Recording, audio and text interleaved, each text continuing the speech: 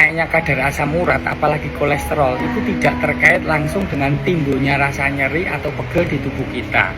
Karena sensasi nyeri yang kita rasakan itu terjadi karena saraf sensorik perasa nyeri atau nosiseptor itu bereaksi terhadap tekanan, suhu, dan mediator kimiawi.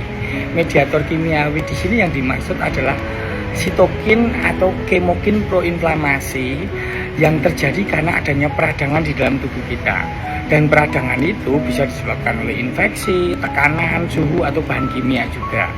Ya, jadi ketika kadar asam urat naik itu belum akan menimbulkan rasa nyeri sebelum ada tambahan faktor risiko yang lain.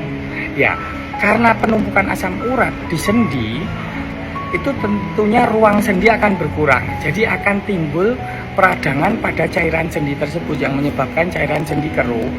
Kemudian ligamentum, tendon maupun otot itu juga mengalami tekanan secara fisik. Dan itu biasanya terjadi pada orang yang obesitas. Jadi yang sering ditemukan itu pasien dengan kadar asam urat kisaran di atas 7 untuk laki-laki dan di atas 6 untuk perempuan. Itu sampai angka 9, 10, 11, 12 pun kadang-kadang tidak menimbulkan rasa nyeri. Dan jikalaupun rasa nyeri biasanya lebih khas pada pergelangan kaki atau persendian di atas jempol kaki atau di kisaran punggung kaki atau mungkin juga di lutut. Jadi umumnya tidak terkait dengan rasa nyeri di punggung, leher, pinggang, itu tidak terkait secara langsung. Apalagi kolesterol itu tidak menimbulkan nyeri secara langsung. Misalnya pun kolesterol menimbulkan nyeri karena menimbulkan plak di selang pembuluh darah, itu bukan karena plaknya itu yang menimbulkan nyeri, tetapi karena aliran darah ke otot tertentu yang berkurang alirannya karena adanya plak di selang pembuluh darah tersebut menyebabkan otot mengalami peradangan atau kekurangan oksigen.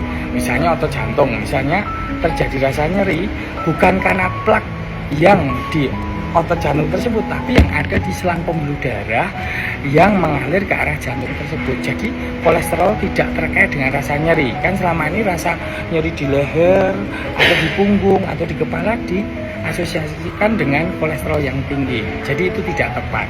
Jadi buat rekan-rekan, kalau untuk screening itu baik saja, apalagi yang memiliki faktor risiko. Misalnya untuk asam urat itu pemeriksaan sebaiknya dilakukan pada keluarga yang memiliki riwayat asam urat, terus kemudian memiliki obesitas, tekanan darah tinggi, dan diabetes atau kurang tidur misalnya, karena kurang tidur menyebabkan mudahnya peradangan.